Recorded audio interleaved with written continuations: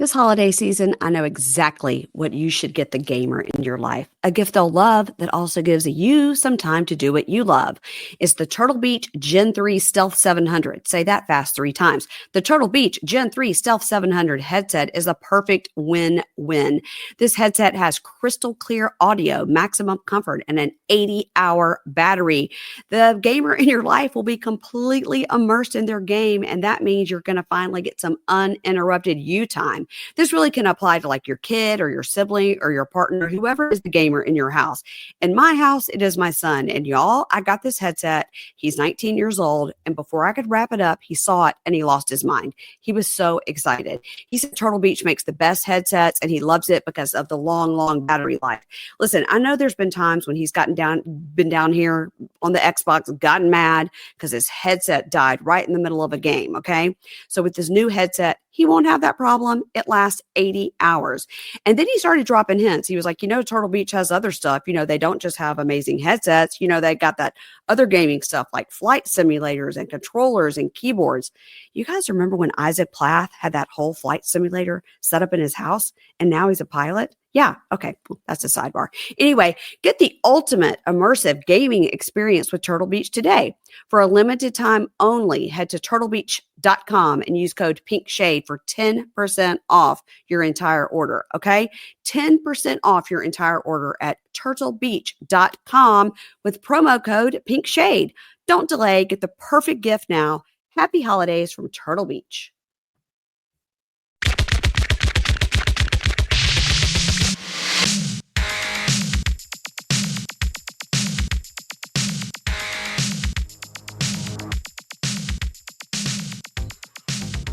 Hey, everybody. Welcome to Peak Shade. It's Monday. It's Mugshot Monday. It's Malfeasance Monday. It's Meatloaf Monday. It's the Monday after Thanksgiving. And I have to tell you, I was just listening, Keisha, to a very funny podcast where the podcaster was talking about all the food they had eaten out of their refrigerator and at a movie and in their home. And it was you. It was you. Look, I ate so bad. I had a flare up yesterday. I was listening to it thinking, oh no, she's going to have a flare up. I did. All that stuff. My face hurt so bad that I was just like, I couldn't even get out of bed for like an hour and a half because my body hurt so bad. I'm like, help. Like someone please check on me because I need assistance right now. I know. And all the fuckers just let me sleep. And so I finally got up. I said, I've eaten, Mary Payne, a pretzel this big. I heard you discussing this. I heard you discussing this on your podcast. And I was like, ooh, I don't want that pretzel, but maybe I do want that pretzel. God, it was like Jesus Christ himself said, I got this pretzel. I'm going to bake this pretzel myself and give it to Keisha. It was so freaking good. But I have eaten like a gutter raccoon. I cannot do it anymore. I'm done. My stomach doesn't know what to do. My body doesn't know what to do. It's just, and I'm afraid to get on the scale. I am scared to death to get on the scale. No, give it 1 week. Give it a week and let your body recalibrate. Don't get it on a scale. Don't do that to yourself. See, because I'm not like a Thanksgiving food person, and because we only had the 4 of us and we just had like a nice meal and like sat in our dining room, and did that. That was it. So, we have like leftover flank steak, but everything else we made just for that meal, so everything's gone except for the pecan pie that Dave made, which is real damn good. Real good. Yeah, no, it was a big feast. We had my mom overdoes it every single time. We had the best Thanksgiving. My dad was so drunk when he left.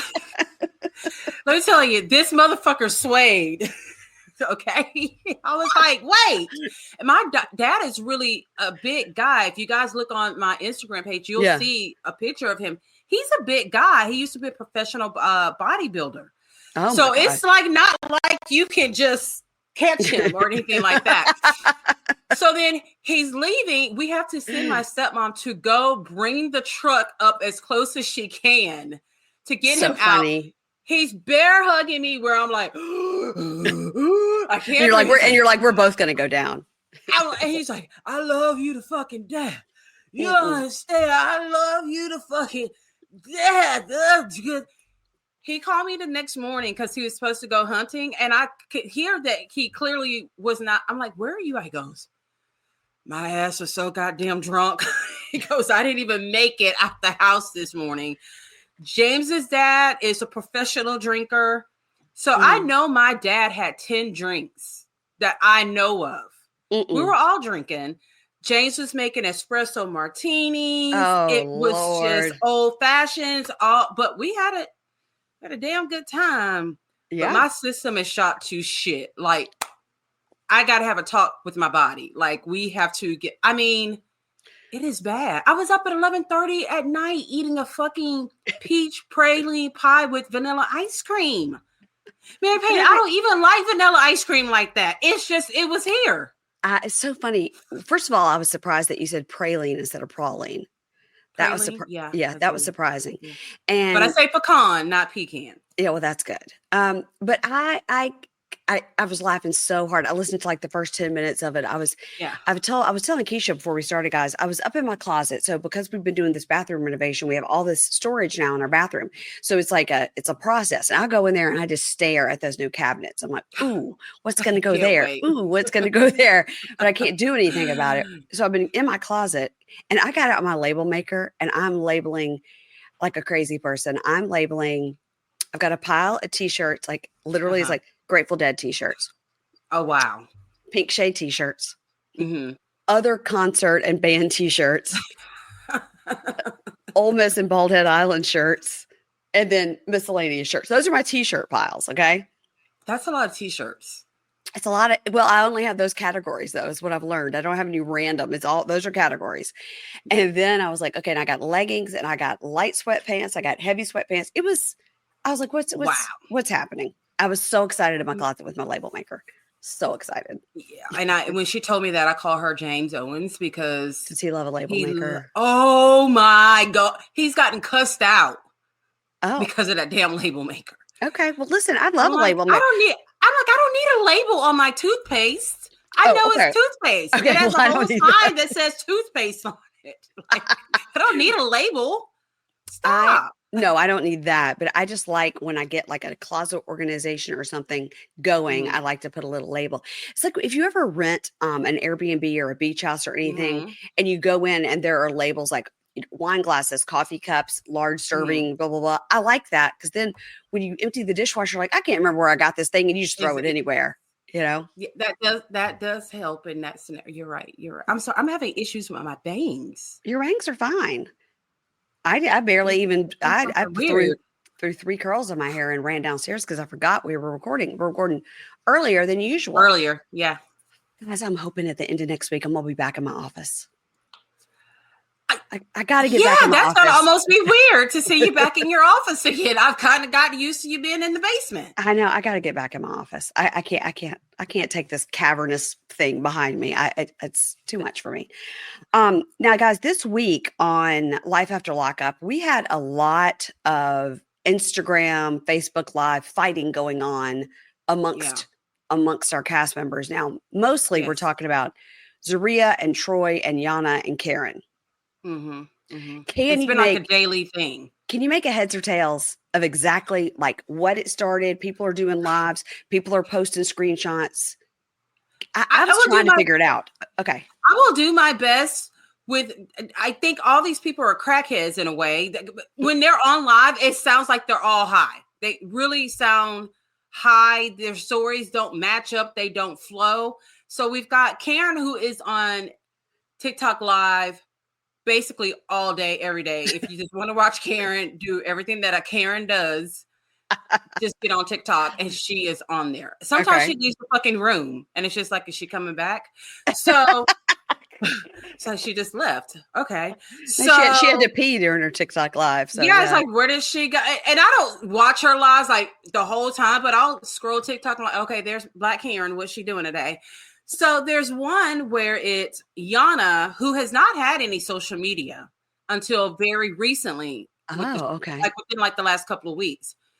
So she's on Karen's live. Karen's in the background. And she is talking to Big Troy. They're going back and forth, talking about the episode.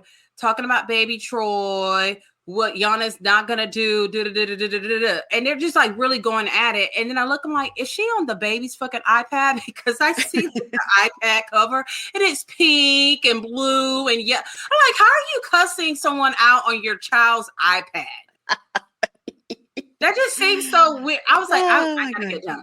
So then Troy is always going on there, and Mary Payne, he is so fucking high. Yeah. Every time he's on there, it's like what he can't put two and two together with his own conversation. He's like, I'm a man. I just got out of prison. I'm just trying to do right. I've got an OnlyFans now. Y'all need to check out my OnlyFans. What's he doing on the OnlyFans? Somebody's got to tell us. Someone has got to take one for the team. It ain't going to be me. No. Someone's got to take one for the team out there and tell us what could possibly, if he's not teaching us how to roll up weed, I don't need to see anything about Troy on OnlyFans. Like unless he's smoking a joint with his fucking toes, like what else can he do? What else is there? Like, and be showing dick pics. Oh, okay. Maybe. I mean, if there's lots of girth and length there, I mean, tell us about it. We want to know, but I don't know. I don't know. I don't want to know, but I think if you're on OnlyFans as a guy, I mean, generally that's what you have to do because girls at least can post like super sexy pictures without actually showing anything. But guys they really can't. But there's so many categories of OnlyFans. Like there's I'm about to get on there. There's something on there. I'm just kidding. But this girl says she made $43 million on OnlyFans. People do. People make a lot of money. But I mean, like Dorinda and Sonia are from Real Housewives of New York on OnlyFans. You could be on there and just be like, I'm going to show you my recipes, and then you like talk shit and people think they're getting like an inside scoop. Okay, I need to do something. I need for these people to teach me their ways because I want to make $43 million a year on OnlyFans. I know. I'd like to do that too because then I could really get my beach house and I wouldn't have to worry about all my financing and my saving. Yeah, I could just get one. Yes. Yeah. So then there was like a weird text message exchange between Yana and Zaria. Part of it sounded like they were girlfriends. Yes, it did. I really did. I was kind of like, okay, is there some kind of threesome thing going on here? Because there's times that you can tell that Troy and Yana had like pillow talk conversation a little bit. Uh-huh. And then you have Zaria and Yana who are like, I mean, they sounded like they were girl crushing on each other. They were talking shit about Karen, and they sounded like they were like besties or like cousins or sisters. Yeah. Yeah. And then I think Zaria sent Yana $100 for her birthday. And she's all like, welcome to the 30 club. You're the best. You're this, you're that. And then all of a sudden, Yana's like, don't speak on my child's name. Right, because Zaria was talking about Yana having another kid with somebody else. And that's literally all she said was that the son was, and she's like, don't speak on my son's name. As a matter of fact, don't talk about Troy either. So it went real left real quick. It's a mess. These people are weird. They really, as bad as they are on television, they are weirder in real life. Yeah, I saw one thing where one of them said to the other, like, yeah, I mean, at the end of the day, this is our family on television. This is not what we want to portray. We all need to respect each other. And then it was like, don't speak on my child. I'll come and fucking kill you. I was like, wait, what? Yeah. What happened? They all like that go left. And Troy is not even the same person on social media that he is on the show at all. On the show, he's half comatose. Well, he oftentimes will make some sense too, but when he's on social media, he's a hot fucking mess. It's bad. I'm like, what is going on? His eyes he's always exceptionally high. Yeah, well, maybe he gets exceptionally high and then thinks now's a great time. Now's a great time to speak my truth to the people. No. Well, let's start this recap. If you're watching guys on YouTube, you may see my husband walk in and out the back door. You may not Dave with the thighs. I hope he has on shorts. He does have on shorts. He's coming. Tell him to walk past a few times. Go on, Dave. Go on. Show off them thighs. His shorts aren't that short. You know what I'm saying? Tell him to hike him up a little bit. Give us a good show. Ratings will go through the roof. You're so crazy. Oh my God. He might come in from the gym. I told him, I was like, yeah, you could come in. Just like, don't speak. Just run behind me. Every day I've been recording this week as I'm sitting here because in my background is the stairs that go upstairs and Mm-hmm. the workers come down here to use this bathroom. Mm-hmm. I don't know why. This is where they come. And I'll be sitting here and a worker will come down the stairs, go into that bathroom and be in there for like 10 minutes. And then he'll come out and go back up there. And I'm recording. I'm like, sure, just come on down. Poop in the bathroom while I'm sitting here. I don't mind. Go ahead. There's lots of other bathrooms you had to pass on the way to get here. But okay. Well, because they wanted to poop where like the least amount of people. You I don't want know. your coworker to know you're pooping. I know. Well, that's funny. Maybe you didn't hear it. You heard the story about the guy that, well, because you don't listen to the podcast. Who did I tell it to? I guess okay, to be fair, I don't listen to my own podcast. Well, I know. I'm currently not listening to any podcast right now, which is really weird. I think I actually saved that story and told it to Amy on the weekend, the $5 Prime. But basically what happened was when we were out of town, a worker got violently sick from both ends in our powder room and stained our powder room wallpaper. And now they're having to replace it at their own costs because it is stained from whatever happened in that bathroom when we were at the beach. And when I tell you, you know, I don't do well with that. And no, we know. Anna came home because she was like back and forth when we were at the beach.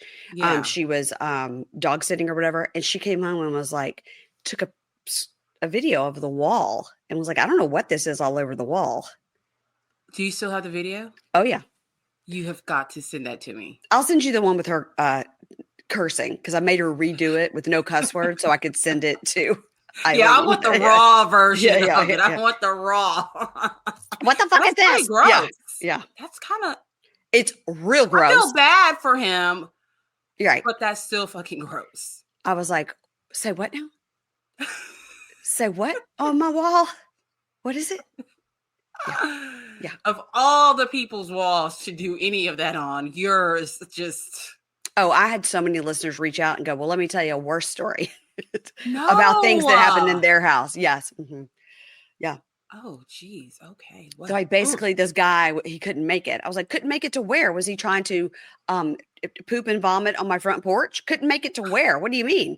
He ran down the stairs and only made it to the powder room. The only other place to go was out the front door. Was he trying to do it on my porch? What do you mean couldn't make it? Well, sometimes I think guys prefer to throw up like outside. I think I just made that up. I don't know, but that wouldn't be great either, being that we have dogs. Are you like, come on now. It's just the story's getting worse. I apologize. It is. It's getting worse. You're going to make yourself sick. I know. I've gotten over it. But the other day, Anna's friend was in town for Thanksgiving and she took her in. Anna took her into the bathroom. Was like, here's where it happened. Yeah.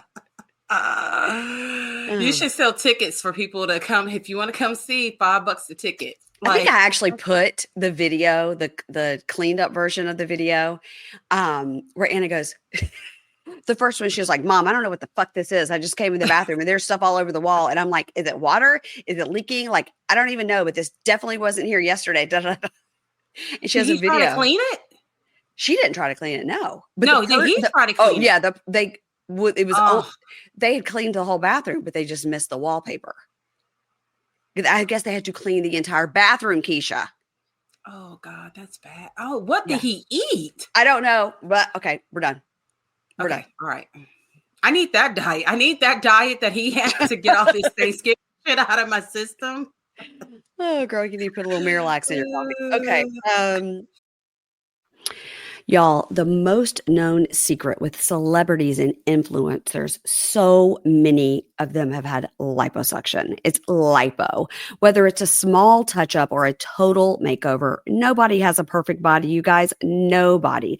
But lipo has changed a lot, and Sono Bello has been at the forefront using their LAL technology and getting these beautiful natural outcomes for each person. LAL is laser-assisted lipo, and the results are incredible. I have been on Sono Bello's website looking at the results, and I'm encouraged. And I'm going to make an appointment for a consultation. And right now, our friends at Sono Bello are offering you their best deal. You're now included in their Friends and Family Holiday Savings event. You're going to get the same price that Friends and Family get at Sono Bello. Their doctors are masters in micro laser fat removal. It's a brilliant technique that removes stubborn fat permanently. Whatever is your problem area, your tummy, your love handles, your thighs, your arms, they can do it all. And it's all gone in one comfortable visit. Eating healthy and workouts are great, and keep doing that. But if you want to lose that stubborn fat in one visit, check out Sono Bello. Save big during Sono Bello's Friends and Family Fall Savings event. Schedule your free consultation now at sonobello.com/pinkshade. Okay. sonobello.com/pinkshade. sonobello.com/pinkshade, and go schedule your free consultation and get on that Friends and Family deal. This holiday season, I know exactly what you should get the gamer in your life. A gift they'll love that also gives you some time to do what you love. It's the Turtle Beach Gen 3 Stealth 700. Say that fast 3 times. The Turtle Beach Gen 3 Stealth 700 headset is a perfect win-win. This headset has crystal clear audio, maximum comfort, and an 80-hour battery. The gamer in your life will be completely immersed in their game, and that means you're going to finally get some uninterrupted you time. This really can apply to like your kid or your sibling or your partner, whoever is the gamer in your house. In my house, it is my son. And y'all, I got this headset. He's 19 years old. And before I could wrap it up, he saw it and he lost his mind. He was so excited. He said Turtle Beach makes the best headsets and he loves it because of the long battery life. Listen, I know there's been times when he's been down here on the Xbox, gotten mad because his headset died right in the middle of a game. Okay. So with this new headset, he won't have that problem. It lasts 80 hours. And then he started dropping hints. He was like, Turtle Beach has other stuff. They don't just have amazing headsets. They got that other gaming stuff like flight simulators and controllers and keyboards. You guys remember when Isaac Plath had that whole flight simulator set up in his house and now he's a pilot? Yeah. Okay. That's a sidebar. Anyway, get the ultimate immersive gaming experience with Turtle Beach today. For a limited time only, head to turtlebeach.com and use code PINKSHADE for 10% off your entire order. Okay. 10% off your entire order at turtlebeach.com with promo code PINKSHADE. Don't delay. Get the perfect gift now. Happy holidays from Turtle Beach. Life After Lockup, Season 5E, Episode 49. So next episode will be the finale, and it's going to be Episode 50. So we would have had 50 episodes in Season 5. They need to stop. It's like some Love Island shit. Like, come on now, 50 episodes? This is crazy. Yeah. So, but we've recorded all 50. We sure have. Yeah. This episode is called High Risk Lies. Okay. So I don't quite understand what that means. High risk lies. That's from Justine being high risk. And then the lies are coming. Well, they all lie. So we've got Joe and his lies. We've got Robert and his line about his mama not being hit first.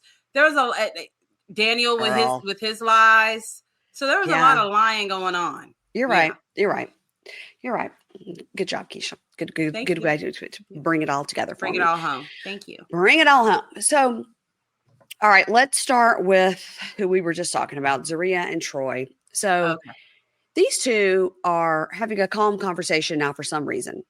We've gotten over the anger, and he's saying like he's just mad because he didn't get to see his daughter.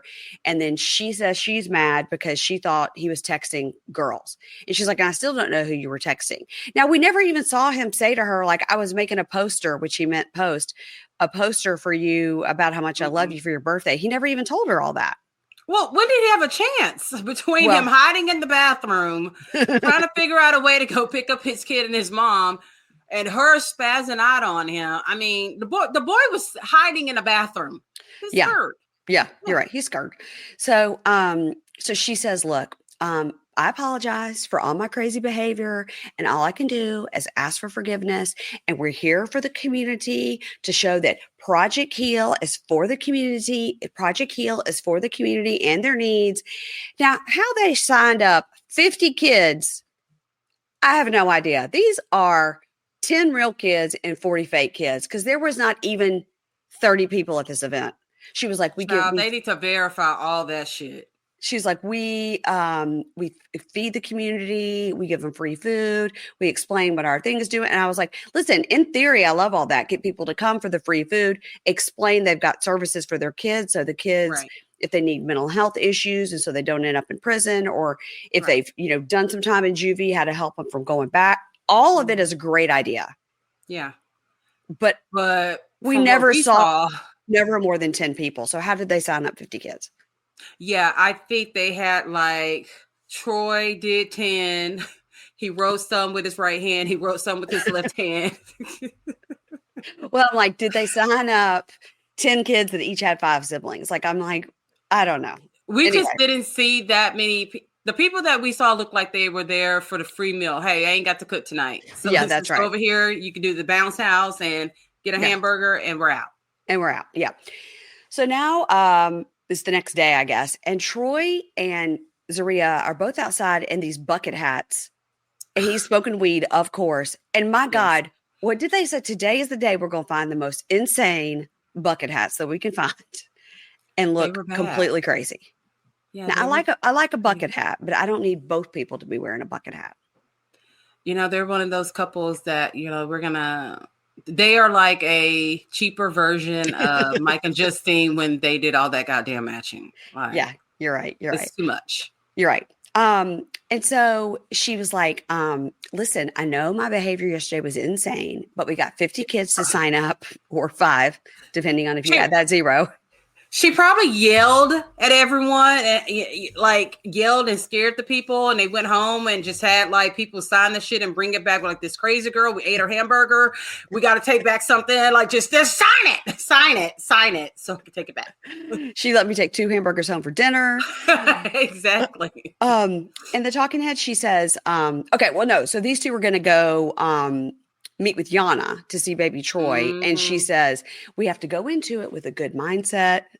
We have to go into it with a good mindset. And so, cause he was like, I don't know, I'm so mad at her, blah, blah, blah, blah, blah. And then talking head, she goes, I take full responsibility for him seeing his daughter. Like, it's my fault. Yes, so it was. Yeah. So she says, listen, I have no problem with Yana, and I want you guys to be able to co-parent, and I want you to have a relationship with your daughter. So all of a sudden, she's got no problem with Yana. Mm-hmm. She wants him to co-parent because she realizes she acted such a fool yesterday, and he did miss out on seeing his daughter. Yeah, she completely, to me, that is cause for a breakup. Like, my kid and my mom are waiting at a bus station or train station for me to pick them up. And you basically are telling me I cannot leave. You're holding me hostage here. You won't let me fucking drive the car to go pick up my kid. Like, that's bad. She's jealous of this little girl, I think. Yeah. I think she's it's weird. So they go to the park to wait. And just remember, he's just baked out of his mind because we've just seen him. Yes, he is. Mm-hmm. So Yana walks up and Troy says, where my daughter at? And she says, well, you owe her an apology. And he goes, I can't apologize if she ain't here. I mean, that's true. And let me say, I don't know if you've ever seen the movie 4 Brothers. No. Okay. So it's a really good movie. Mark Wahlberg stars in it. And this was a Bobby Mercer moment. Okay. Because there's this they're about to have this big fight between 2 different groups. And Mark Wahlberg, Bobby Mercer walks on ice because they're on ice. Because he's getting ready to kick some ass. That's how Yana walked into this situation at the park. Like, I am fully ready to whoop somebody's ass. All I got to do is take my purse off real quick. I mean, she came there for a fight. That is how you dress when you're about to fight someone. But I mean, also remember, is it like a 3-hour drive? I mean, it's not super close. No, for her to be driving back and forth. And because I felt like they said it was like an hour and a half on the train. So that probably means it's like a 3-hour drive. Yeah. So, so Yana says, look, we have a kid together. I don't have a kid with your wife, and we need to learn to co-parent, and I don't need to talk to her. And I agree. Now, did you notice at that point, like they do on these shows, they make you turn your shirt inside out. If it's logo. Did you see all the Disney characters? It was a Disney t-shirt. It was Disney. Oh, okay. I couldn't tell what it was. Okay. Yeah. Of course, you were able to tell it was Disney characters. It's Mickey Mouse, but backwards. I mean, I could see I it. didn't see them. Yeah. I just saw it was like they made her turn her shirt Yeah. inside out. Okay. So, and the talking head, Yana says, I don't have a need to talk to Zaria. She divorced one inmate and married another. Yeah, I'm good. I'm good. I was like, okay. I mean, that does let you know a person is a little bit touched when that's just like their thing. Okay. Yeah. Like, that is not normal at all. So Yana says to Troy, we need to talk regular, like me and you. Like we need to talk just to us. We got to earn some stability here. And I don't feel safe with her. You know, like I don't feel safe with her being around my kid. I don't feel safe being here with her. And he says, okay, well, we had the conversation. You can leave now. And she was like, what? You don't, what? And then he says, is my daughter in your car? Is my daughter in your car? And he starts to walk out there. And she's like, no, wait, no, whoa. And she goes, you don't need to know what's in my car. And Yana looks at Zaria and is like, you need to control your husband. And Zaria's like, oh, wait, you told me you weren't going to talk to me. What's going on here? But did you notice that when things got real heated, Zaria, you know, she was on one park bench. Yeah. Troy was on another. But when shit kind of got heated a little bit, she hopped her ass over there next to Troy. Yeah. Because she knows that she's going to be the first person that Yana hits if she starts fighting. I felt like Yana was pretty calm. And I kind of feel in this situation with all these people, she might be the most stable one, Yana. Yes, not stable like us, but of the group. Yes, of that group, I think she's the most stable. Yeah. And she's correct. She needs to build a relationship with Troy as far as co-parenting because Zaria's not there to help at all. Sometimes the step parent can help. Yeah. But she's causing so much. She's part of the rift. Yeah. But also I think Yana does need to try to get to know Zaria so I agree. She feels okay if her kid's over there. Exactly. You know? That's got to be hard. You've raised this kid from age 2 to 9 with no parent involvement. I mean, I think he's, talked on the phone and all that. And maybe she took him to see, but not like living in the house. 2 to 9 hard. Is a huge amount of growing and changing. And then to be all of a sudden like, okay, you can take my 9-year-old.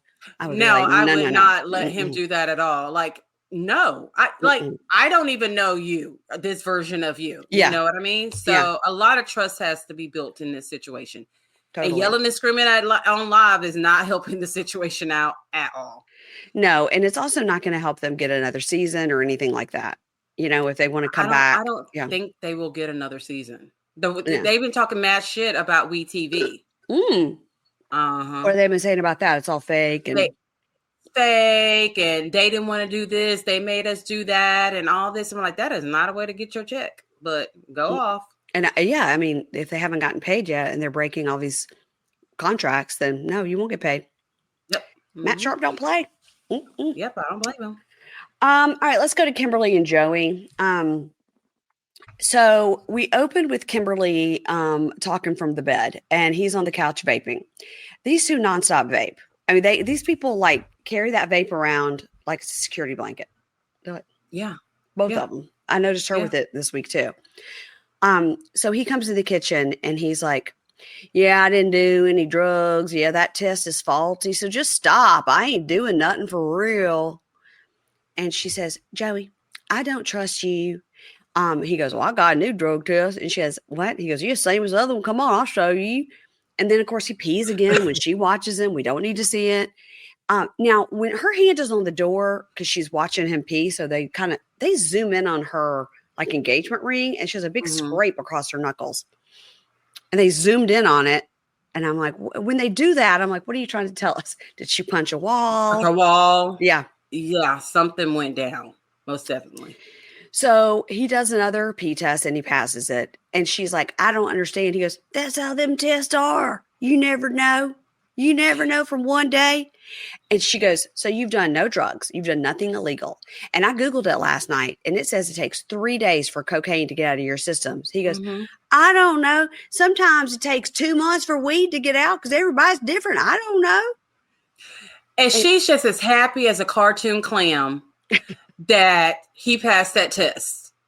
How stupid. You allow him to go out, get whatever those drinks are that like flushes that shit out of your system. Because he was way too confident walking in that house with his new drug test. Like, but she bought it. because she Yeah. wants to buy it. It really doesn't matter what he does. And so she goes, but where are you going when you leave the house? Where are you going? And he goes, I just drive around. Sometimes I go over there to the parking center and I just wash my car, and I'm not doing drugs and selling drugs. I'm not doing anything. And I need you to trust me so I can tell you the truth. And she goes, that's not how that works. You don't trust me so you can tell me the truth. I need to trust you. What are you talking about? And she goes, I need the truth all the time, not just like when you feel like it's okay. Then, okay, that's the end of the kitchen scene. There we go. And now we don't know if this next scene is 4 days later, 4 months later. All of a sudden they have a new house and stuff. So it's got to be several months. That's what I would think. And also it has to be several months because when she talks about these drug tests, this THC did not show up on their home test. It didn't. You're right. So we see her taking him and dropping him off at the courthouse, and he's going to treatment for 90 days, which, thank God, that's what he needs. He needed it, yes. We don't know if he's been in long-term drug treatment before or if he's done a 10-day, a 30-day in-between jail stints. Right. But going into treatment for 90 days is what he needs. This will save his life and then also save their relationship. Yeah. He needs it. So she said, so she's like crying, and she says he got 3 dirty drug tests from THC from using Delta 8. Now, for me, if I got one dirty drug test and realized it was from the Delta 8, I would stop doing the Delta 8. Yeah, that's what all of us would have done. Yeah. Okay. But he got 3 in a row, dirty tests. I'm surprised that the PO officer let him get away with having 1 failed drug test. And then him explaining the Delta 8 that you can buy in the vape store is a synthetic THC, and it will show up. And you still I didn't realize that. Okay, well, let me do it 2 more times. Yeah. He don't give a fuck. He doesn't. And, she says, Delta 8 that they sell in the vape shops is legal in North Carolina, but it will show up THC on a drug test. So once you have that information, you would stop, but not this guy. Not him. And then she also says, whatever he's doing, and this is most addicts, right? Whatever he's doing, he puts his pedal to the metal and goes until it hits the wall. Yeah. And I will tell you guys, this is just a total sidebar. Last Thursday, I did an episode with John Hill, and we talked about all the different addiction scenes that we're seeing on Bravo, the women, and then, of course, the situation with Mary and her son. Yes. And before we kind of started the conversation, I said, John's in recovery for being an addict, and I, live with someone in recovery for being. We're not doctors. We're just talking about our lived experiences. Right. Keisha, I have gotten dozens of DMs about that episode. Just people like so grateful that we were just like talking about it, just like you and I are talking like normally, and we're not like shaming or it's terrible or Mary's a bad there mom, you go, right there, or he's a bad kid, or we were just like, because John Hill, a person who has a show on Radio Andy, he travels, he's been on Broadway. I mean, he's a very successful person, and he was like, it took me 15 years to get 1 year of sobriety. He was like, wow. I mean, he said he had seizures from doing exactly what Robert Jr. is doing, like mixing Xanax with all the things. Yeah. And he was really able to explain like why you would do Xanax and cocaine, Xanax and Molly, Xanax, because his drug of choice, John's drug of choice was Xanax. So he was able to really explain it. And I was really listening, interested, and then also telling it from my point of view as a spouse. Anyway, people just really, really a lot of people have reached out to me about that episode, like a lot.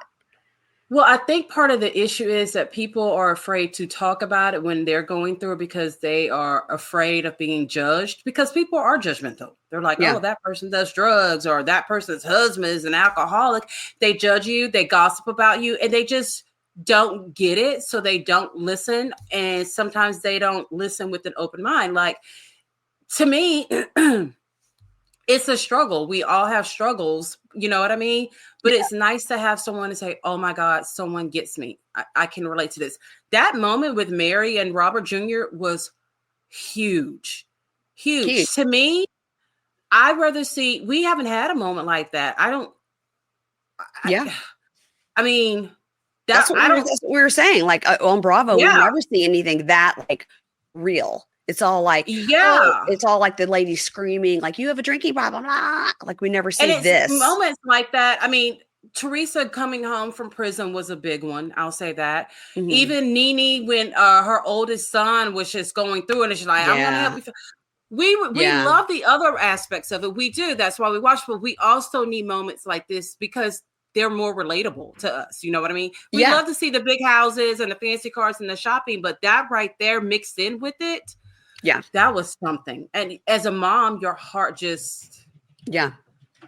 Yeah. breaks Yeah. because you're always scared for your child, no matter what it Yes. is. Yes. Can you But hear that? Can you hear that running around? I don't hear anything, Mary Payne. Stop Okay. it. Okay. Sorry. I don't hear Because nothing. it sounds like elephants, but it's my dogs. I Um, know the I girls. agree with you. And I think it was super important. And I think it really kind of Mhm. humanized Mary because I think she's such like a cartoon Yes. villain, Yes. you know? Yes. Um, but that just like watching it here and then seeing how kind of like, okay, she's affected, the kids are affected, he's going away Yes. for 90 days. I Mhm. think these are like really important things because They are. whether you have somebody in your family, Mhm. your best friend's got somebody in their family, or your Right. spouse has somebody in their family, like everybody's got somebody in their lives that's facing something like this. I mean, Yeah. you and I have talked about it with our girls, high anxiety Hmm. and, just helping them navigate through life. I'm fearful all the time because my kid cannot just, everything is a 10. You know what I mean? No Yeah. matter Oh how yeah. small it's a 10. There's tears. There's trying to calm her down. And I will have to say, this year has been one of my best years is trying to be an understanding mom Yeah. because you used to be so frustrated. Like, what are you upset about? Why is this bothering you? Look at the Right. life that you have. Right. And I had to really talk to myself. I'm like, that is not what she needs from me. Right. I Hmm. may feel this way. This is not what she needs from me. And it has brought us closer. Hmm. I'm not gonna ever understand her struggles. I'm just not. Yeah. She's not a perfect kid. She's my kid. I love her. But I've had to reach down deep within myself to be a better parent, the kind of parent that she needs me to be right now. And Yeah. that's hard. Yeah. It's hard, but I'm like, I've got to learn to understand her better instead of thinking she needs to do this like this, that like that. And I was like, I got to stop doing that. That's not fair to her at all. Yeah. And I think that seeing these stories are like super important. So you guys, if you didn't listen to that Yeah. episode with John Hill, it's really good. It's really funny too, because he's hilarious and there's lots of Hmm. funny in it, but also we talk Yeah. seriously. Y'all, the most known secret with celebrities and influencers, so many of them have had liposuction. It's lipo. Whether it's a small touch up or a total makeover, nobody has a perfect body, you guys. Nobody. But lipo has changed a lot, and Sono Bello has been at the forefront using their LAL technology and getting these beautiful natural outcomes for each person. LAL is laser assisted lipo, and the results are incredible. I have been on Sono Bello's website looking at the results, and I'm encouraged, and I'm going to make an appointment for a consultation. And right now, our friends at Sono Bello are offering you their best deal. You're now included in their Friends and Family Holiday Savings event. You're going to get the same price that Friends and Family get at Sono Bello. Their doctors are masters in micro laser fat removal. It's a brilliant technique that removes stubborn fat permanently. Whatever is your problem area, your tummy, your love handles, your thighs, your arms, they can do it all. And it's all gone in one comfortable visit. Eating healthy and workouts are great, and keep doing that. But if you want to lose that stubborn fat in one visit, check out Sonobello. Save big during Sonobello's Friends and Family Fall Savings event. Schedule your free consultation now at sonobello.com/pink shade. Okay. sonobello.com/pink shade. SONOBELLO.com/pink shade, and go schedule your free consultation and get on that friends and family deal. Y'all know I'm all about my meal kits. The fact that I can enjoy a delicious meal without spending forever prepping and cooking is why I choose Home Chef over all the others. The meals are so easy, even for somebody like me. You guys, especially in this holiday season where we're like running and going everywhere, it is so nice to have Home Chef at home so I can be like, hey, what am I making tonight? This looks delicious. Last night, Dave and I had this like Peruvian chicken over rice. I would have never been able to come up with that by myself. So I was very glad I had Home Chef at home to pull it out, make the recipe, and enjoy a wonderful dinner that everybody in my family will like. I like the classic meal kits, but they also have them for families and they have them for any of your dietary needs. And users of leading meal kits have rated Home Chef #1 in quality, convenience, value, taste, and recipe ease. And it's economical. Customers save an average of $86 a month on groceries. You guys, it's for real, and you know how much I love Home Chef. So for a limited time, Home Chef is offering my listeners 18 free meals plus free dessert for life and, of course, free shipping on your first box. Go to homechef.com/pinkshade. homechef.com/pinkshade. That's homechef.com/pinkshade for 18 free meals and free dessert for life.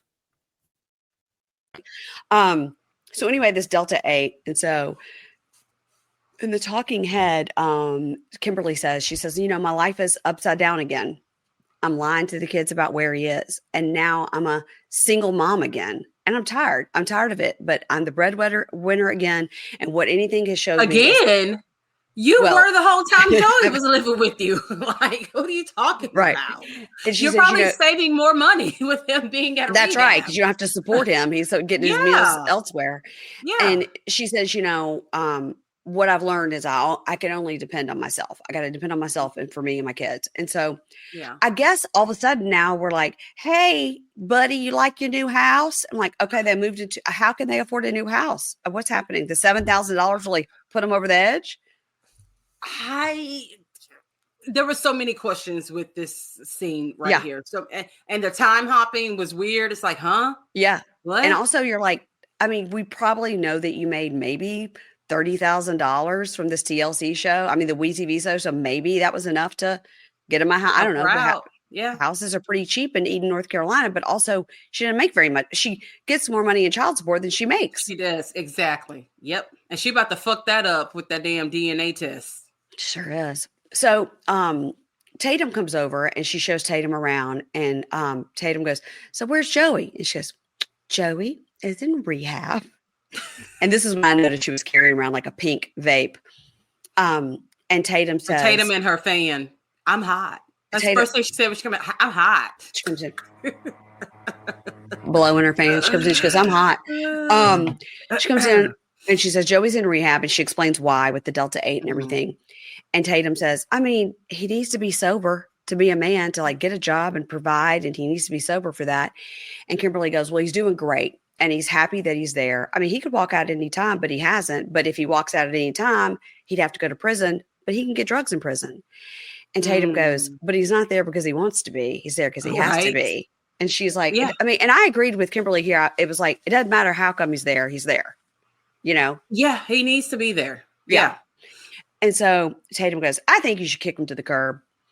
And Kimberly goes, I know. But I love him and he loves me and the kids love him. And, they just started calling him daddy. And Tatum goes, well, that's not good. No, it's not. It's just like, we both hate it when these women, look, James has been in Skylar's life since she was 6 years old. Okay. Yeah. He legally adopted her at 18. You know what she calls him? James. Oh my God, that's so funny.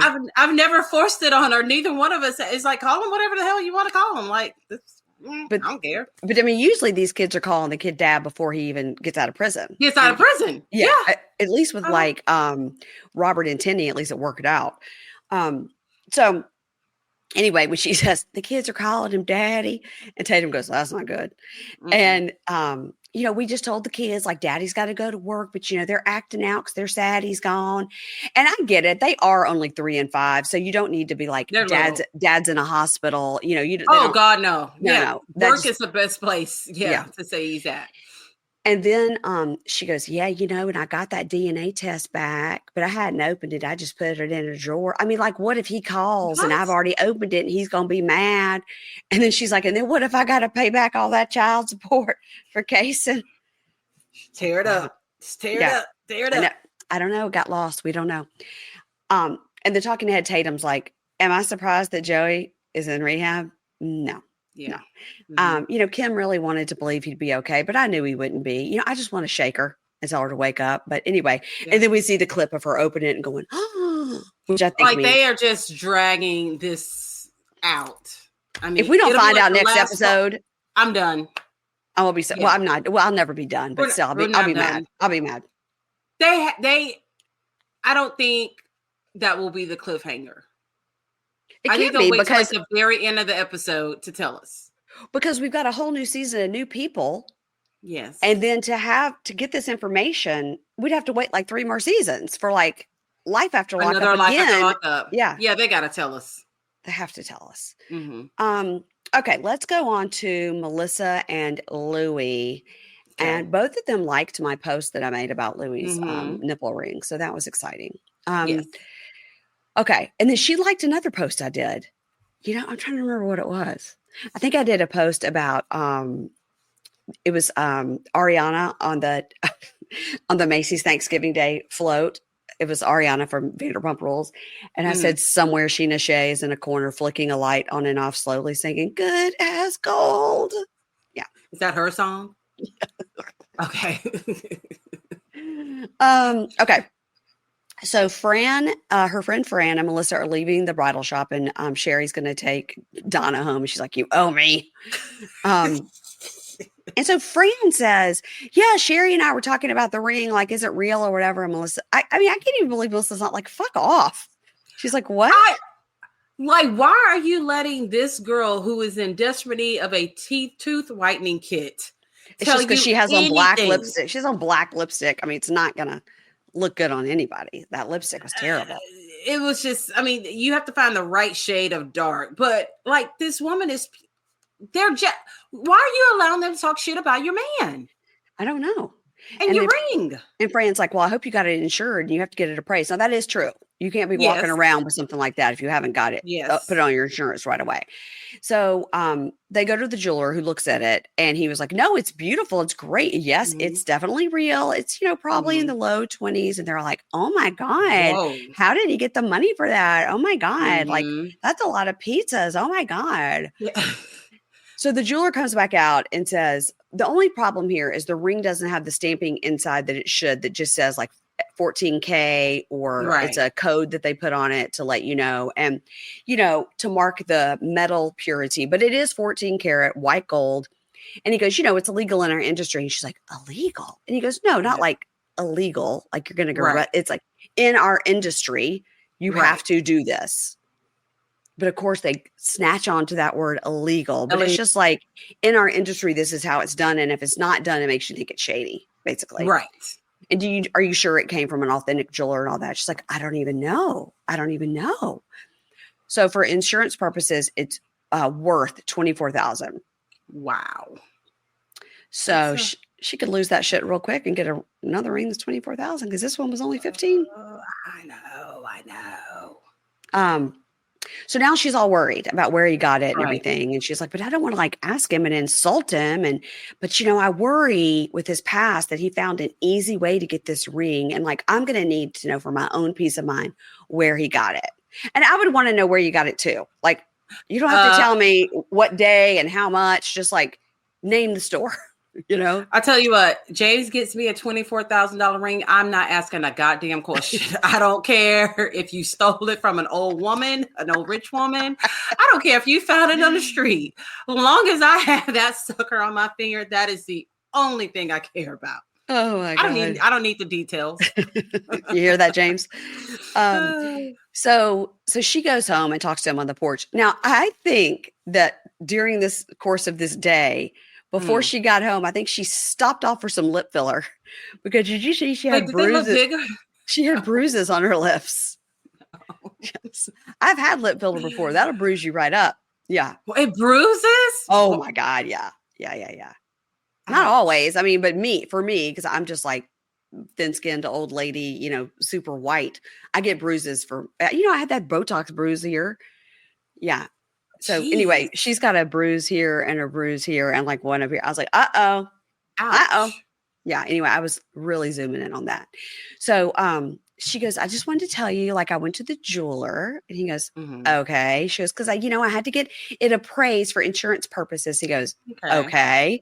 And she goes, my ring is just so beautiful. And he's like, Mhm. uh-huh. And she goes, but the problem is like it doesn't have the etching on the inside that says about the metal. And in that industry, it's like illegal. And he goes, illegal? What do you mean? She goes, well, in that industry, you have to have it.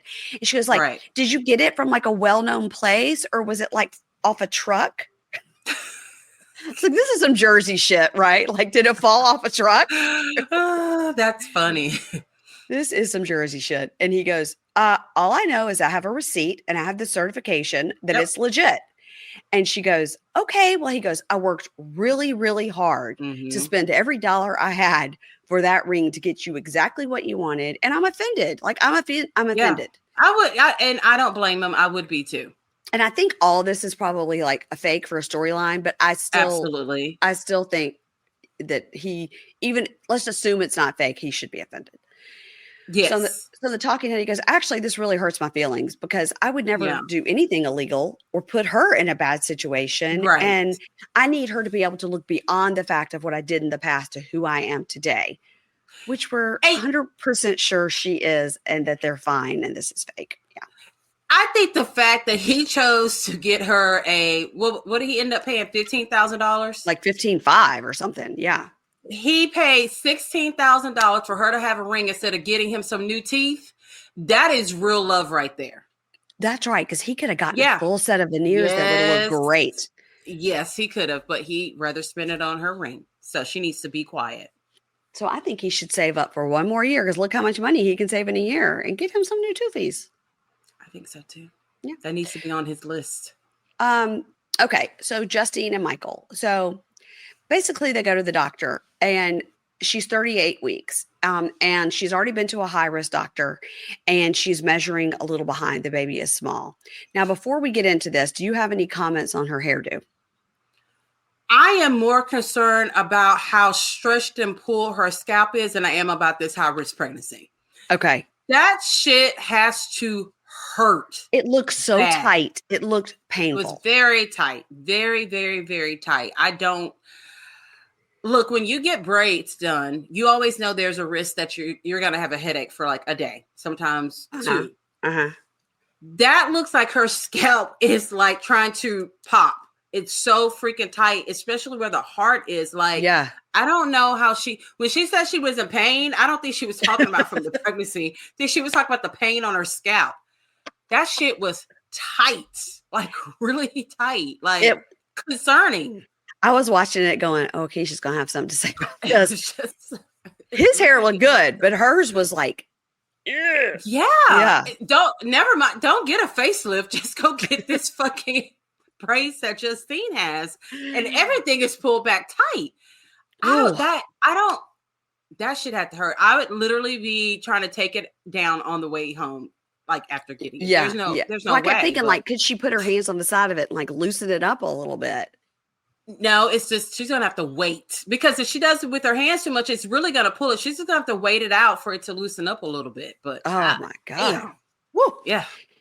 So now this doctor says the word baby 1,400 times. She says, baby is low. Baby is measuring small. Baby is ready. The placenta is thinning. Baby is not getting nutrients. Today, baby is not in danger. And the further along we get, the worse it is for baby. In a few days, baby will be strong enough so baby won't have to go to the NICU. Baby is fully developed. If baby needs any help, NICU will be there. You've done a good job taking care of baby. So fucking weird. Why not the baby? Maybe that's the baby's name. I mean, I think we have found out the baby's got a real weird name. Does it? Somebody sent. Why didn't nobody tell me the baby's name is literally like, Atari Ken. I mean, it's something just like so. Oh my weird. God. Because Manhattan Barbie wasn't weird enough. Yeah, it's something It's something real. I need to know Santana, Bentley, and the daughter whose name I just forgot, Kylie. Kylie. I need to know their full names. Now I need to know their full names. Oh, like their middle names? I just need to know the whole thing. Like, is it like Carlos Santana with an H? Is it Kylie Jenner? Is it Bentley Carr? I mean, like, I need to know. I'm willing to bet they probably have normal middle names. She got on this extra shit with Mike. Okay. I need to know his kids' full names too. I'm going to need all the kids' full names. Somebody look that up and send it to me because, well, maybe I'll just send her. I think I'm going to send her a DM and ask. I think you should. I did interview them, so hopefully they still like me. Hey, remember me? I'm Mary Payne. I interviewed you guys. I'm a big fan. So she cries because she finds out that she needs to deliver on Monday. Now, we don't know if it's Wednesday or what. Yeah. But it seems like it's probably Friday is what it seems like to me. Yeah. And like you need to deliver. She said something like 2 days or a couple of days. Yeah. So. Yeah. And they're like, yes, of course she's going to get her tubes tied. And she's crying. She's like, the babies won't even be 1 year apart. So they talk about like why it's important to have all these things in place, like the will and all these things. And that's why it's so important because now the baby's going to be early. And he goes, okay, well, we need your mom to come. Like we just need another set of hands. And she goes, I don't want to ask her anything. And he goes, you have to call her. So she calls her mom, even though she doesn't want to. And now here is how she talks to her mother. Okay. This is a reenactment. She goes, Mom, hey, Justine, what are you doing? I need you to fly out here. Okay. Her mom goes, what do you mean? She goes, I'm going through some stuff. It's an emergency. Her mom goes, what do you mean emergency? And she goes, Mom, can you fly out tonight? And her mom goes, wait, what? Tonight? And Justine goes, I told you it was an emergency. She goes, right, but you're not saying what kind of emergency is. So hold on, let me call you when I get out of this appointment. To me, that seemed like a perfectly normal conversation. I agree 100%. And then you have Mike in the background. Tell her what it is. Tell her what. Yes. Why couldn't she just say, I'm getting ready to have the baby in 2 days? Yeah. And it's high. There's a huge problem. The baby's not growing. The baby could die. Say what it is. Because the mom goes, well, you're not telling me what the emergency is. All right, let me just call you back when I get out of this appointment. I thought it was a normal conversation. I thought I don't know if the mom is in a doctor's appointment. She sells insurance. She's in the middle of making a sale. Right. She says, I'll call you when I get out of the appointment. And the talking head, Justine goes, I have no idea why my mom is so hard on me. It's been that way since I was a kid. You know, I feel like I'll never be able to do enough. And with every pregnancy, she's found a way to hurt me. You know, I had Kylie when I was 17 and she wouldn't allow the dad to come.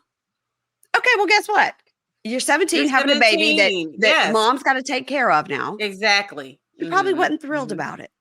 Yeah, I agree. Probably wasn't thrilled about it. And then when she had Santana, she wouldn't come to the hospital until Santana's dad left. Now, keep in mind, she told us how horrible this man withheld food from her. Yeah. He was abusive to her. So, okay, I get why your mom wouldn't want to fucking be around at the hospital with him. I agree in a small hospital room. Yeah. I can see the baby when you come home. And by the way, what is she now? She's 19, she's 20. And mom's like, I've raised this kid to age 3 and now you're going to have another one. Yep. And so, and she says, and then with Bentley, my mom wouldn't even give me a ride to the hospital. I had to walk. Okay. Well, who was taking care of your dad? Where's the dad who was taking care of the other kids? Yeah. This is not your mom's fault. I think that, and then she talks so badly about her mom, but remember her mom helped her get the house that they're living in. It's in her name too. Yeah. I think she's so used to cleaning up Justine's messes, and Justine is all case in point, having this baby so soon after the other baby. She's always in some kind of mess, and then expects for Sherry just to clean it up and be happy about it. That's just not how it works. And I think if she would have said to her mom, "Hey, I'm about to have an emergency C-section and get my tubes tied, and it's a major surgery," then her mom would have. So the doctor comes in and goes, flew right out.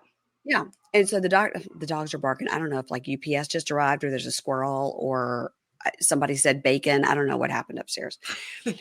All right. So the doctor comes in and says, look, you're going to need to take it easy. We've got it scheduled for Monday. You're going to need to take it easy with the other kids at home. Like you need to take it easy for a couple of days. And he goes, well, you have to tell her. Like, she feels like she's super mom and can do everything. Mm-hmm. And so she starts crying. And I understood this. She feels all this Me too. guilt that she hasn't get to held baby Maddie very much, or do the normal, like sit and feed her and go to the Right. park and all that. She said, because, she's also been pregnant. Yeah. And she goes, but she has to have this birthday party. We got to bump up the party a week. My baby is getting a birthday cake. Da, da. And he goes, it's the baby won't know. Like, it doesn't. She's one. The baby doesn't know. You could have the party 2 weeks later and be like, the baby doesn't know. No clue at all. In the talking head, he goes, she's got that single mom mentality and everything has to be her exact way. And she's not going to listen. But she's not a single mom anymore. And she's got to get the help. She's putting her health at risk. Yes. You know, she had the baby. Everything's fine. Okay. She needs to be worried about, I think the doctor's like, but you may want to go ahead and take those braids down. I was going to do, okay. I'm going to do Bianca and Daniel, and then we'll end with Tinny and Rob. Tell the doctor to take the braids down. Okay. I was half listening because I was trying to find my notes. Okay. Let's go to Bianca and Daniel. So she is telling her friend Haley, she goes, yeah, they're at the bar. Daniel and I, we argue a lot, but we have a lot of sex with like no foreplay. But, I'm not on birth control. And if I get pregnant, like it happens, it happens. And, I mean, if I did get pregnant, I'd get a ring. And Haley's like, how it works. Haley's like, girl. I mean, Haley's like, what have I walked into? I'm surprised she doesn't have a fucking billboard made that Daniel doesn't do foreplay. Like 1-800-4play if you can help Daniel out. Because our sex just isn't good. It's like, stop telling everybody that. 1-800-4play. Jeez. So they go to the apartment and Haley meets Daniel. It's like, nice to meet you. I don't know. Is it? Ha ha ha. And he is very charming. He is. He's cute. He's very cute. So Haley goes, so what drew you two together? Like, I know you started talking, when you were in prison. And he goes, you know what? She's been with me. She was with me through the darkest time. And he goes, and she goes, no, I don't know. And he goes, oh yeah, well, I relapsed when I was in prison and she stood by me. And Haley goes, oh, okay. She goes, well, I've been with an addict. And so I understand it's a constant battle. And so are you worried about that? And he goes, Haley, it's not an option. Of course, I'm like, I believe everything Daniel says. Like, why? Because he's good looking? Because he's good looking, and Bianca's so fucking stupid and greasy that we just automatically assume that Daniel is perfect because at least his hair is clean. We've seen him shower several times. Yes. We've yet to see her do the same. Yeah, right. Yeah. So in the talking head, Haley says, Bianca, she's not living in the real world. She lives in La La Land. And it's just like, if we get pregnant, we'll figure it out. And that's the worst time to figure it out. And that's a rough road to try to figure it out. And I think deep down, she knows she's in a hard, bad situation. At the end of the day, she knows she could do better.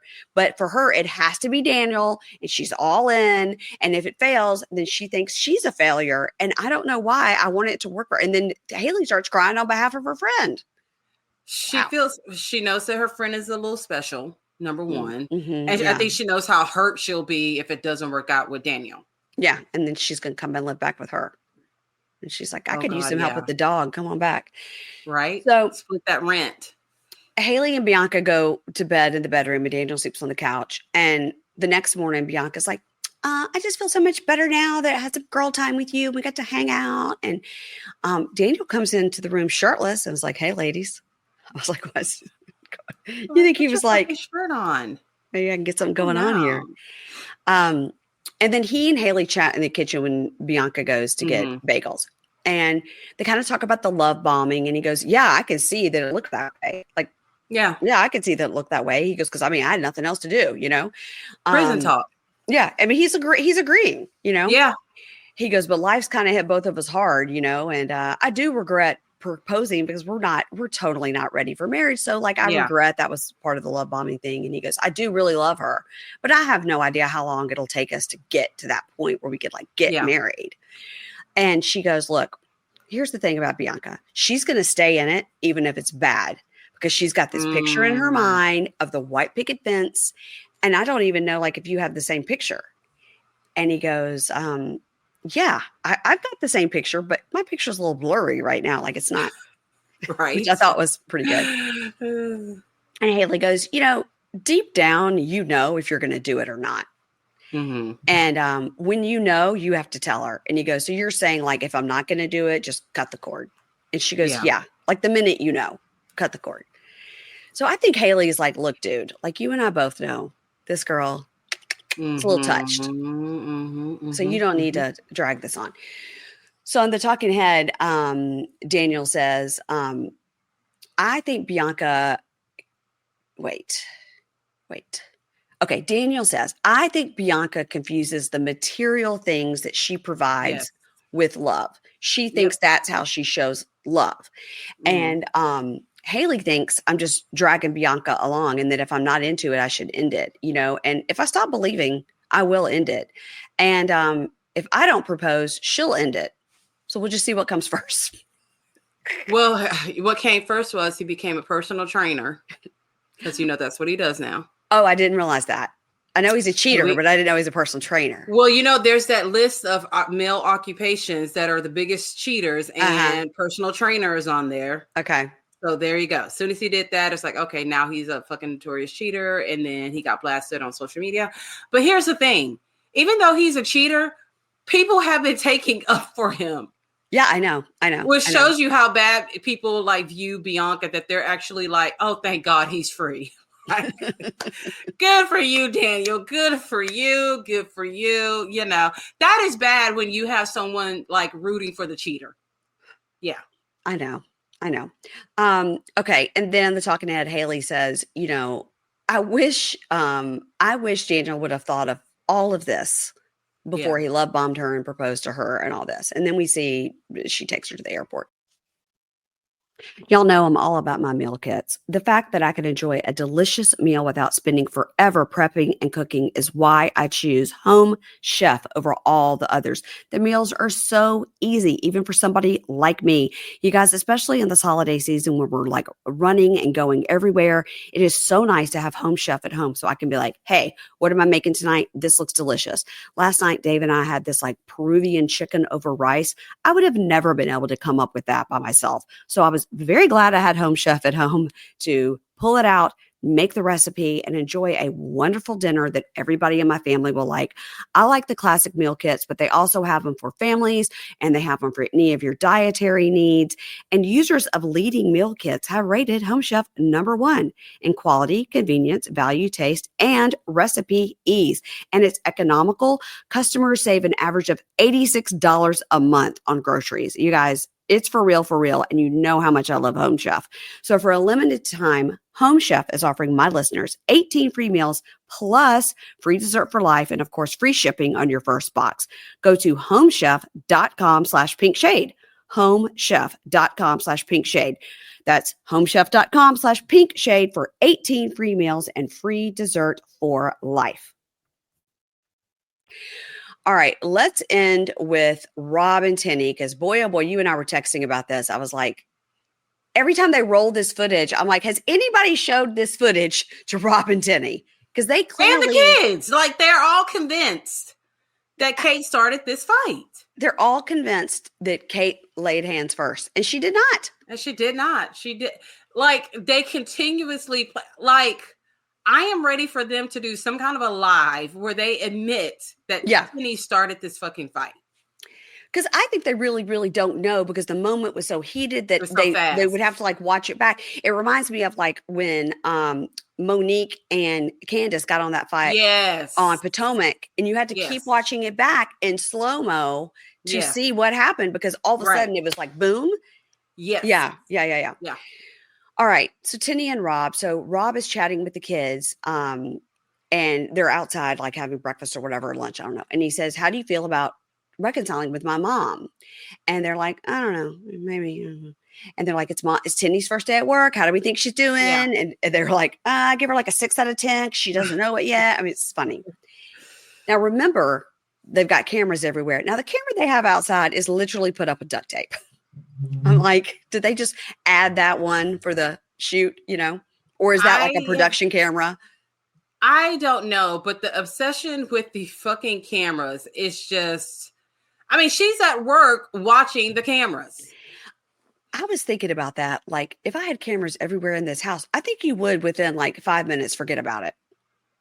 I think you would just forget about it and go about your day. And I don't want somebody going like, I did see you go back in the pantry for cookies like 6 extra times. Oh, stop. That's what Yeah. I was thinking the same thing. Like, how many times do I pick out a wedgie during the course of a day? Oh, I yeah. don't need anyone else knowing that. Like, that's like Yes. my thing, or just it's just weird to Yeah. me. Yeah. Or I'm on the couch going, boo doo boo boo. Oh, but baby talk with the dogs. I don't need anybody saying that. Yeah. No. And then like it's not just that the cameras are on, they legit are watching what is going on. Yeah. And because you could go to that shit and like rewind. Oh, there was motion on the camera. Let me rewind it. Yeah. It's very odd. So in the talking head, he says, my mom finally answered, when I called her, and she's going to come over today.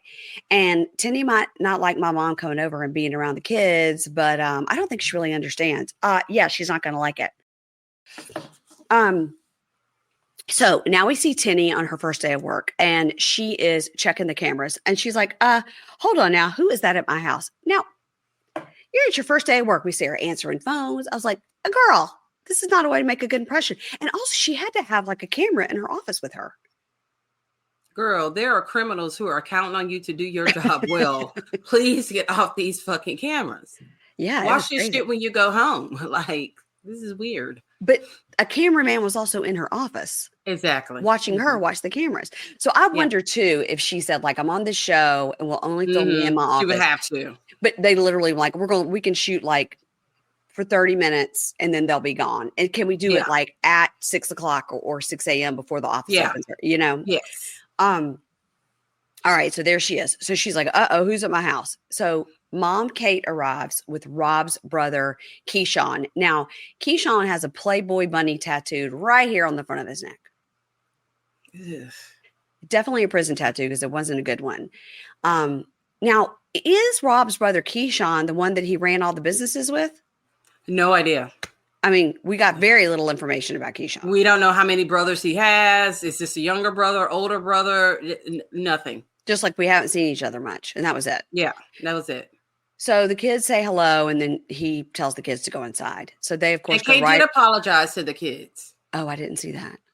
Yes, she goes, I'm sorry. And she hugged each one of them. She said, I'm sorry. Oh, okay. Well, that was nice. Yeah. Mm-hmm. Now they go to the upstairs bedroom where they can get a bird's eye view and listen to all the screaming, because that's what I would do. When I saw them like looking through the blinds, I said, if that ain't me and Mary Payne Gilbert right there. I do that all the time. If I'm in a restaurant or something, I'll tell my whole family to shush. I'm like, I'm trying to listen to that table over there. I have done that too. I'm like, y'all don't hear these people behind us having a full-blown argument. I'm like, keep it down. I'm trying to ear hustle. Like, keep it down. Pretend you're talking, but look behind me. Yes. Yeah. Yes, that's me too. So Kate sits outside with Keyshawn and Rob and they're like, we haven't heard much from you. And he goes, look, we decided to move to Yukon because we thought it would be more out of the way and a good place where we could raise our kids and work. And I don't need to be in Tulsa all the time. It's from Tulsa and this area, Oklahoma, are not close together. I was going to ask how far apart. Oklahoma City is close to like Yukon, Moore, Edmond, all these places where we see them going. But Tulsa is probably, somebody will tell me, but I think 3-4 hours by car. It's not close. Okay. So Mom says, he says, we just wanted to raise the kids and work, and we thought this would be a good place. And she goes, well, I understand that. I do. But it doesn't mean like we can't still be involved in your lives. Right. And she says, I'm hurting and Keyshawn is hurting. And he goes, Mom, I need to just figure it out. Like, I just got out of prison. I can't go to Tulsa and just be there all the time. So Kay says, all I'm hearing is excuses. And I'm just here really to vindicate my name and to say that fight that happened, that's not my character anymore. Mm-hmm. And Rob goes, yeah, it's okay. It's not okay for two women to have grown women to have a fight like that. And it was a fight. And she goes, did you think it was okay what Tinny did? He goes, it's not okay for anyone to put hands on anyone, and especially not my mother. So now I'm like, okay, now we're getting somewhere. Yes. And then they start this argument that goes back and forth, and Kate starts banging on the table, and Keyshawn's like, oh, let me move these glasses. Let me just move them over here. I didn't know. Okay. About if Tinny touched her in the face first. And Keyshawn says, Mom said she grabbed her cheeks. And he goes, Tinny knows better than that. She absolutely did not do that. And Kate Mm. says, she did, Rob. She grabbed my face. And he goes, she's a grown woman and she would never do such a thing, Mom. You know, you started it. You put hands on her first. And Keyshawn goes, Mom said he goes, absolutely not. Now we see once again that they've now shown it for 2 seasons. Yes, they have. The fight, the grabbing of the face, she fully did it first. And I remember when I rewatched it, I texted you and I go, oh my God, I just rewatched this. And Tinny absolutely touched her first. She did, 100%. Like there is, I just need for them to admit, okay, Tinny did start this fight. I need them to go on a live and be like, you guys, we've been watching this. We absolutely 100% didn't think. I have reached out to Kate and apologized. Now, neither one of us should have let it escalate, but I did touch her first. I didn't like what she said to me, but I shouldn't have put my hands on her. All of it. I went on their Instagram page 5 times after this episode just to see if there was a post about it. I'm like, they're just not gonna say anything about it, which is so wrong of them to do that. I know. And she likes my posts sometimes now too. Because one time I said, like, you have the most amazing children we've ever seen on television. Right. Like they're like just like little executives going to the office. Like they're so smart. And she's like, oh, thank you so much. I reached out to WeTV and asked for an interview. They never got back to me. So forget it. So then Kate goes completely nuts. Now she starts screaming and cussing and banging. And listen, I don't agree with that behavior.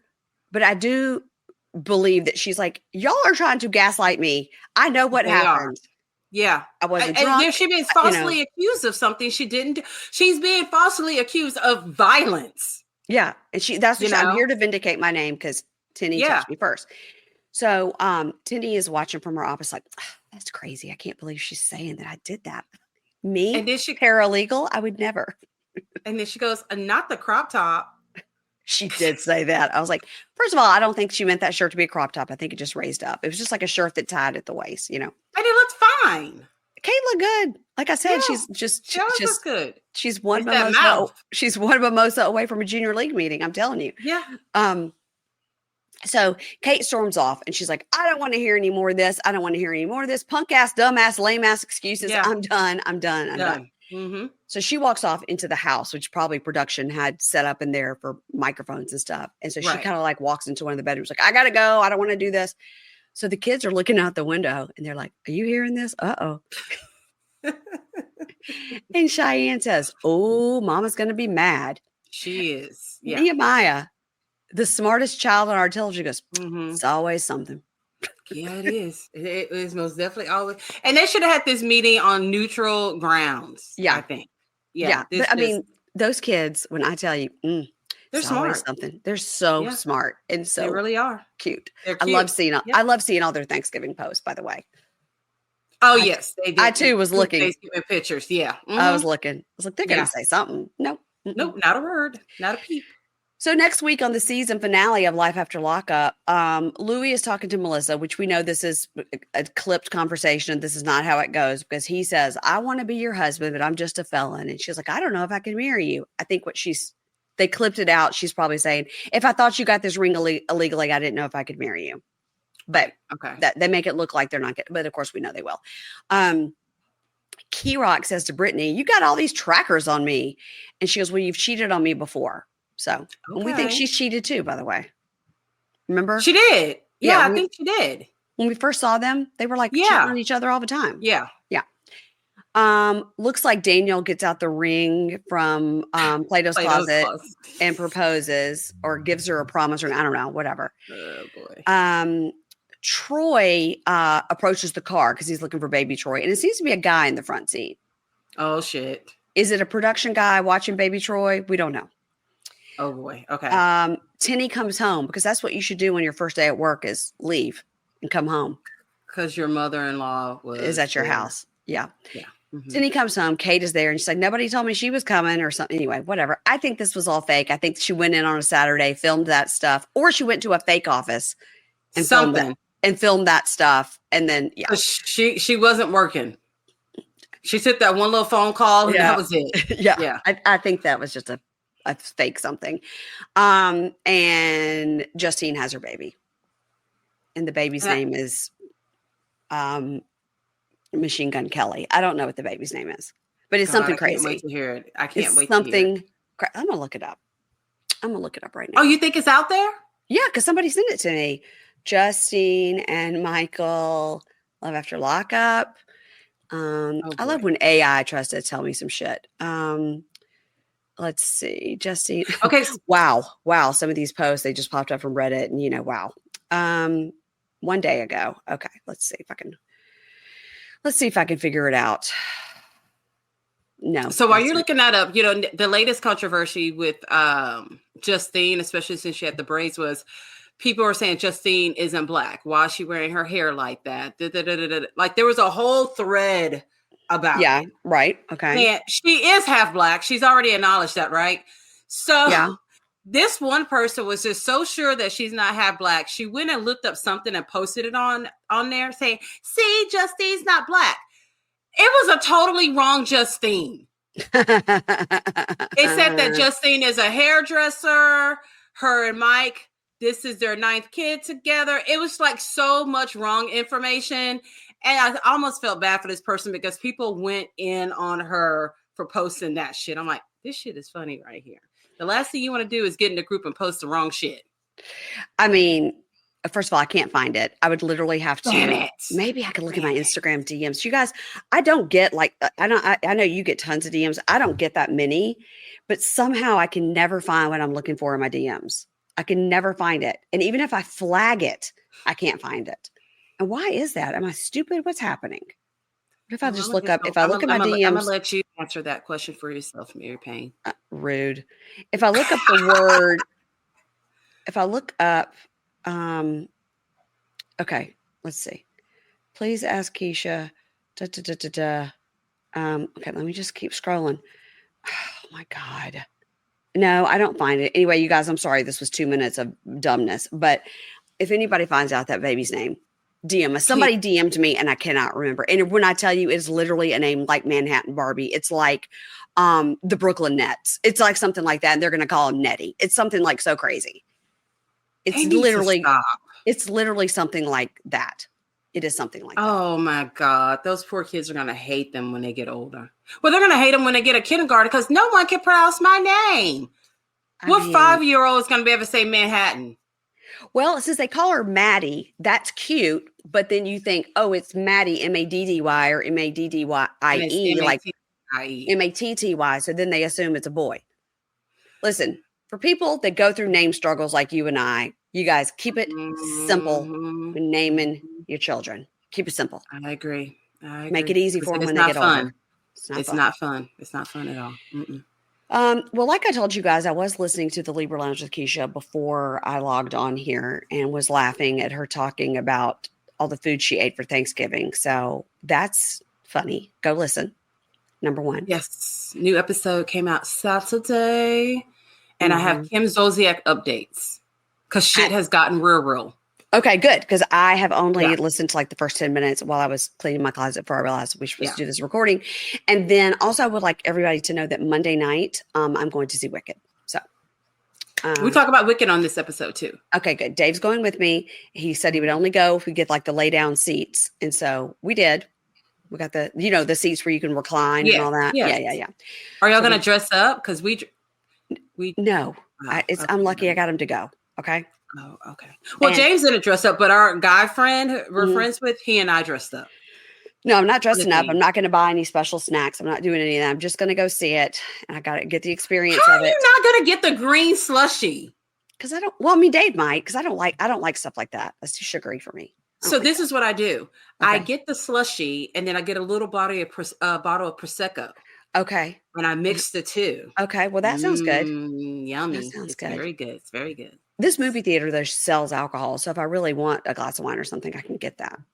Yeah, that's where I buy it from. Like the boys, they order their hard drinks and they sell like a little bottle of Prosecco. And I get a separate cup and I mix the slushie in the Prosecco. Cute. Green Prosecco. So good. Cute. Good idea. Yes. Okay, good idea. Mm-hmm. We'll see what happens on Monday night. So this is coming out Monday, and then tomorrow, of course, will be Before the 90 with Kimberly. And then on Thursday, I have Gibson Johns on to talk Bravo. Then this weekend, Amy and I will start our coverage of 90 Day Fiancé, The Last Resort. That's on the $5 level of Prime. On the $10 level of Prime this week, coming out Thursday, starting Sold on Salt Lake City, a new show on Bravo. I'm covering that with producer Ingrid. What do you think of that? I know. Listen, Ingrid knows about that ski life. She knows about like what's happening in those. Of course she does. Of course she does. And she and I love to talk about real estate. So I was like, let me just get her to do it with me because we love to talk about real estate. This is exciting. This is just something else for her to put on her resume. Right. I'm sure she's going to tell you how she has taught small children from Ethiopia how to ski the mountains of Salt Lake City. Probably. No matter anything she says now doesn't nothing she says surprises me. When you first started talking, I was like, this is not real. But then we started following each other on Instagram, like it's all real. Like she does. Is what she does. That's what she does. This is our Ingrid Appreciation Corner. So she will be doing that episode with me. That'll come out Thursday. So that show airs Wednesday night, Sold on Salt Lake City. I've seen the first episode. It's going to be really good, I think. Really? You got the Mormons versus the non-Mormons. You got like we've got those like rich Mormon culture people. And then we've got like real estate agents that some are Mormon and some like bash Mormons. And then there's a whole rumor going around that this one girl doesn't like, because she's not Mormon, she's like an evil person. And then that one real estate agent starts that. And some of these people are like super high end. And some people are like, well, that house is only $1 million. Like we get that kind of drama. It's good. It's a good show. I mean, I don't usually watch real estate shows. Yeah. But I may just check it out. I love real estate shows. I love looking at real estate porn. Love. Really? Love. Yeah. I love house hunters. I even like the shitty houses. Yeah. Okay. What I really love that show on HGTV called My Lottery Dream Home. And you see people that win the lottery, but they've never had two nickels to rub together. So in their mind, like what their dream home is on, you've got $40 million and that's what you're choosing. Now, come on now. Yeah, I know, but I'm happy for them because that means also they're saving money. That's true. But it's that guy that's the host of it that is really cute. His name is David something, but he's got these huge neck tattoos with like tigers going like each direction. And one of the tiger's tail like goes right up his neck. It's crazy. Speaking of that, who was this fine young specimen of a person that you posted on the Pink Shade group who had a suit on and neck tattoos? I don't know, because I just know I want to have all of his babies. Who was that? So that's where is he from? Sean from Ireland. And he is what show is he on? 90 Day the Other Way. Jeez. He's married to this woman, Joanne. You notice I cut her out of all the pictures. But he's gorgeous. And I do not enjoy a neck tattoo and I do not enjoy a head tattoo. But somehow with him, I don't even care. I would lick his neck tattoos. Oh, he's so hot. He's so hot. And he got real like aggro on the reunion, like, I'll fucking kick your ass. You guys, you're not here sitting by me. I'll fucking kick your ass. And I was like, ooh. Oh, man. I may have to go watch this show now. I was like, who the fuck is this? Oh, and he's like an MMA fighter or something, but also he's got this daughter, Bella Rose, his daughter. He's like a single parent to this like 8-year-old daughter. And they're like super close. And it's really sweet. And, yeah. My ovaries are talking shit right now. The more you say, the more they're talking shit. I know. Wow. I think he's in New Jersey. You can go find him. Yeah. And I've been wanting to go to New Jersey. The two, both he and his wife, and they have a joint account as well. They all commented on my post. About like, haha, that's so funny. And people are like, whoo, thank you for this. And all, He is something. He is. Yeah. Oh, yeah. He's something. Mm-hmm. One of my Irish listeners wrote and was like, "Oh my God, these guys are a dime a dozen in Glasgow. They all look like the Glasgow Coke dealers." And Amy Archer wrote under it, "Guess we're doing a bunkie meetup in Glasgow." Sign me up. Sign me up. Yes, I will be there dressed in green. I'll have the guys look like my titties and everything. I'm just like. One step Kiss too me, I'm far. Irish. Kiss me, I'm Irish. Yes, yes, yes, yes, yes, yes. Oh my God. Okay. Everybody follow the Libra Lounge with Keisha on Instagram, Facebook, all the places, TikTok, Mhm. not TikTok. You don't do the TikTok. I don't know how. I know.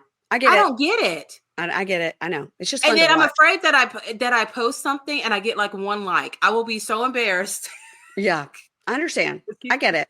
Yeah, So yeah. follow Keisha on all the things and listen to her Mhm. podcast. This one I was just listening to. It's Yeah. really good. And I told you what's happening here on this podcast. Please follow me on Instagram as well. And I'll talk to you next week, Keisha. Bye. Bye.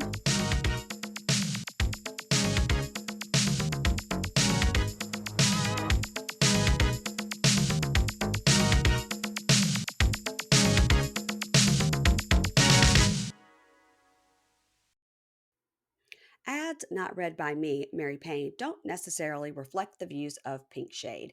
If you'd like to listen to ad free, you're going to go on over to Supercast or Patreon, and you can find the links to Pink Shade Prime at pinkshadepodcast.com.